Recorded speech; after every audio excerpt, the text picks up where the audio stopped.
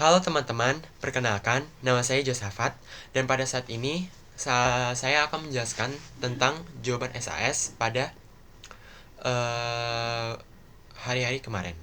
Nah, yang pertama, soalnya adalah apa saja sih karakteristik dari lembaga sosial. Nah, kalau kalian mau tahu, yang pertama bahwa setiap lembaga itu memiliki ideologi. Nah, apa sih itu ideologi? Ideologi itu artinya bahwa setiap lembaga itu memiliki dasar pemikiran yang tertanam dalam diri anggota-anggotanya. Seperti contoh, lembaga hukum itu memiliki ideologi, yaitu ideologi keadilan. Karena hukum sendiri itu harus bersifat adil, di mana setiap anggota-anggotanya harus melaksanakan hal tersebut karena hal tersebut memang sudah tertanam di lembaga tersebut gitu. Nah, lalu yang kedua, dia itu memiliki tata tertib. Nah, maksudnya tata tertib di sini adalah bahwa setiap lembaga itu memiliki peraturan atau tradisi untuk menjalankan fungsi, maksud, atau tujuan dari lembaga tersebut. Nah, contohnya, seperti dalam lembaga keluarga, kita itu diwajibkan untuk menjaga keharmonisan antara kakak adik, orang tua, dan eh, pembantu ataupun orang-orang lainnya yang ada di rumah misalnya gitu. Lalu yang ketiga, dia itu memiliki alat kelengkapan. Nah, di sini alat kelengkapan artinya bahwa setiap lembaga itu memiliki suatu alat yang berguna untuk memadai proses dari terlaksananya lembaga tersebut. Seperti contoh, lembaga filantropi, yaitu lembaga yang memadai masyarakat untuk dapat berbuat baik melalui berbagi terhadap sesama gitu. Nah, lalu dia itu memiliki daya tahan, itu yang keempat. Nah, memiliki daya tahan artinya lembaga sosial yang sudah dibentuk itu tidak mudah rapuh atau tidak mudah hancur. Malah dia itu berkembang dari generasi ke generasi karena dia itu diwarisi gitu. Lalu dia itu memiliki simbol. Nah, simbol di sini artinya bahwa setiap lembaga itu memiliki lambang atau simbol yang menjadi ciri khas dari lembaga tersebut. Artinya gini, kalau misalkan kita lihat simbol, misalkan kita lihat simbol ini, berarti kita tahu kalau misalkan dia itu melambangkan lembaga ini gitu. Contohnya itu seperti setiap partai politik itu pasti memiliki simbol yang berbeda-beda masing-masing. Nah, nggak mungkin dong setiap partai politik itu memiliki simbol yang sama. Berarti kalau gitu, kita tidak dapat membedakan isi atau karakteristik dari setiap partai politik gitu. Lalu yang terakhir, yang keenam, itu lembaga itu sudah lebih ada sebelum masyarakat. Nah, tahu nggak sih kalau lembaga sosial itu dibentuk agar masyarakat itu dapat menjalankan nilai dan norma yang ada dalam kehidupan.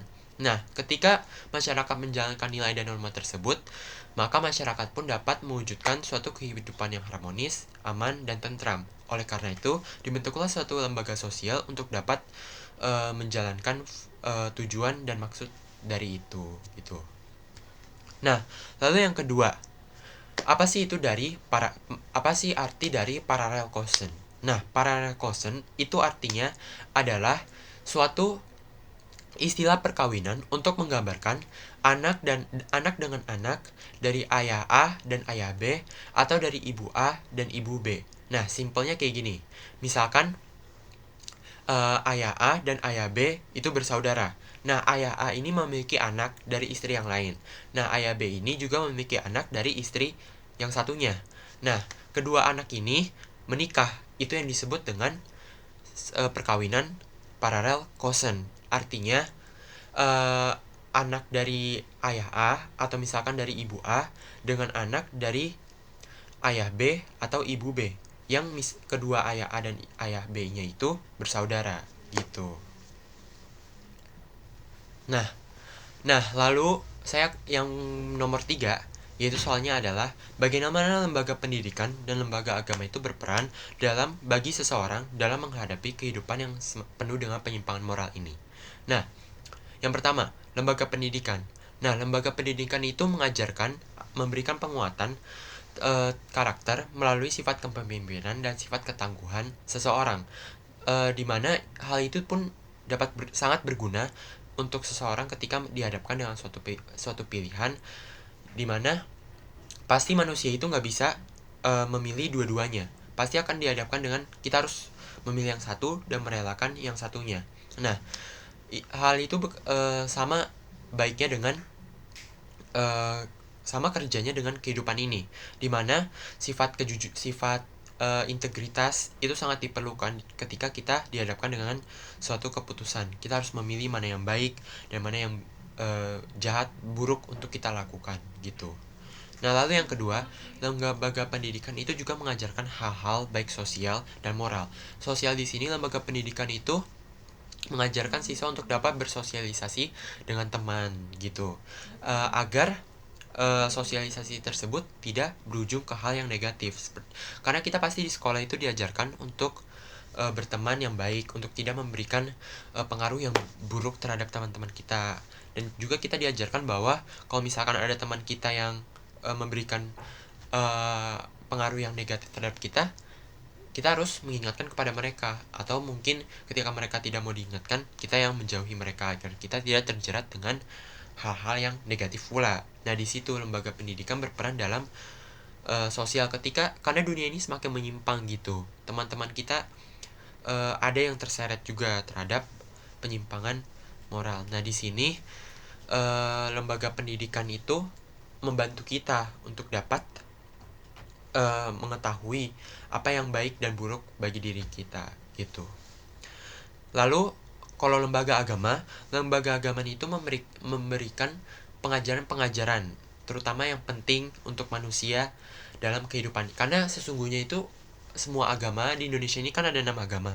Setiap agama itu nggak ada yang mengajarkan hal-hal yang buruk gitu, karena setiap agama pasti mengajarkan hal-hal tentang mengasihi, memberi, menghormati, berbuat baik terhadap sesama gitu, jangan membunuh, jangan mencuri, dan lain-lain. Nah, pengajaran-pengajaran seperti itu pun sangat berguna untuk kehidupan kita gitu. Ketika kita menghadapi kehidupan yang makin bergelora, yang makin banyak tantangan, banyak masalah gitu, kita diingatkan kembali gitu untuk agama saya mengajarkan saya nggak boleh kayak gini, nggak boleh kayak gini, ini nggak baik, ini buruk gitu.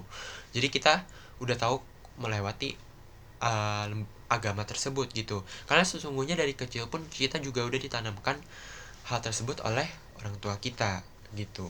Lalu yang kedua, lembaga agama itu mengajarkan hal-hal yang seturut dengan hal-hal yang sepatutnya dilakukan gitu, seperti iman, pengharapan, kasih, dan lain-lain. Itu yang diajarkan dalam Kristen gitu. Nah, tentang iman, pengharapan, dan kasih itu adalah 3 hal yang terbesar di dalam diri orang percaya.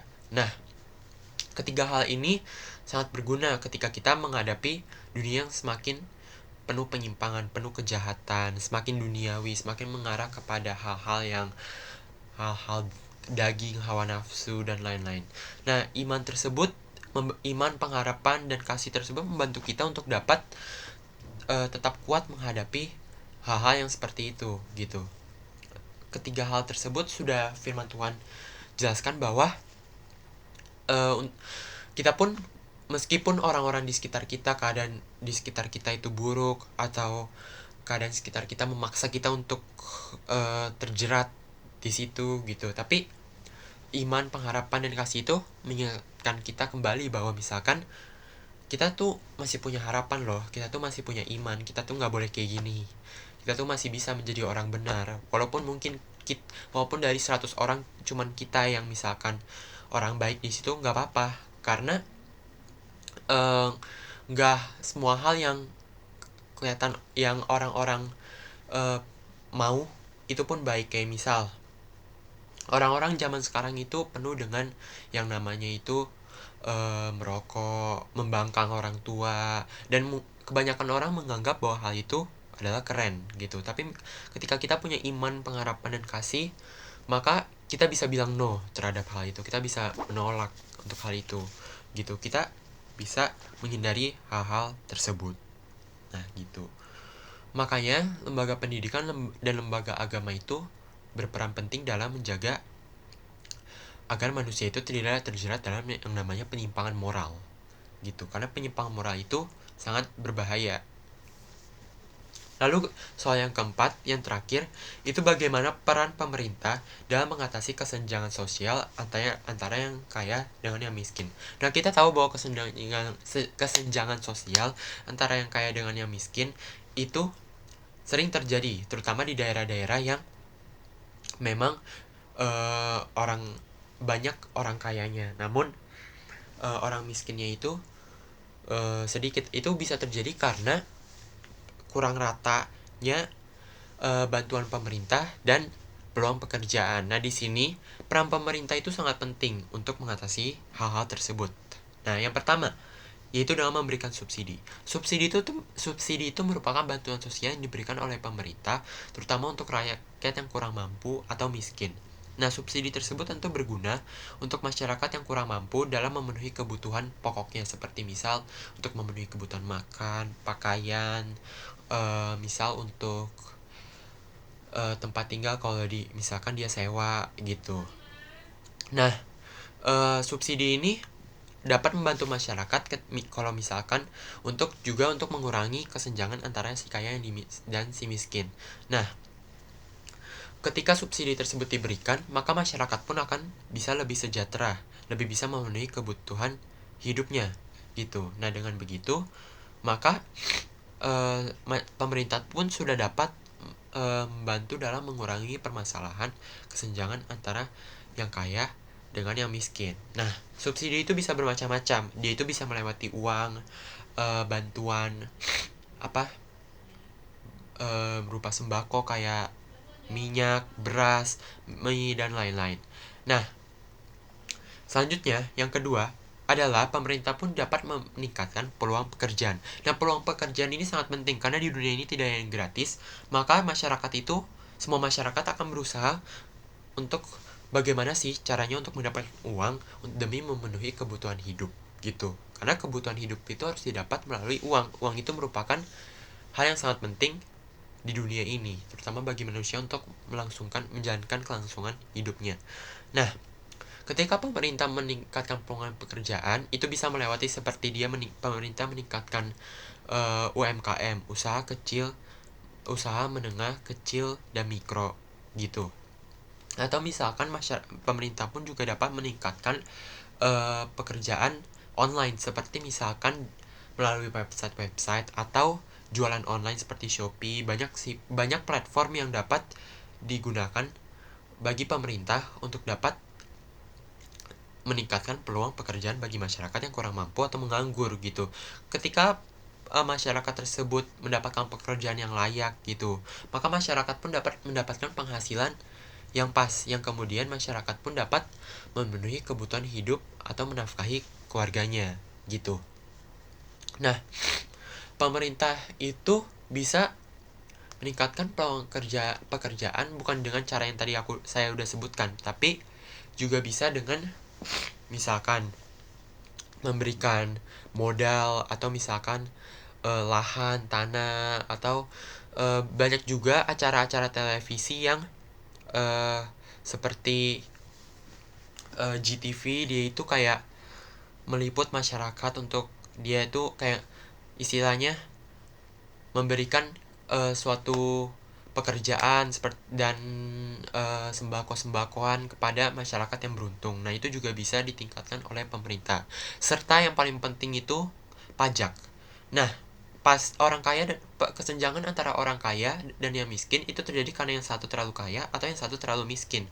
Hal itu akan membuat kesenjangan antara keduanya. Nah, pajak itu dapat berfungsi untuk mengurangi kesenjangan antara si kaya dan si miskin. Nah, ketika si orang masyarakat kaya diberikan pajak yang lebih tinggi, maka pajak tersebut kemudian bisa disalurkan kepada masyarakat yang lebih miskin gitu. Pajak tersebut bisa disalurkan dengan berbagai cara seperti yang aku udah sebutin, seperti melalui uang, sembako, subsidi dan lain-lain. Nah, hal ini pun tentu penting bagi masyarakat gitu. Nah, sekian dari pembahasan jawaban SAS ini. Semoga apa yang udah aku jelasin bisa bermanfaat bagi kalian. Dan juga kalau misalkan ada kata-kata yang terlalu belibet atau apa, aku minta maaf. Tapi sekali lagi terima kasih.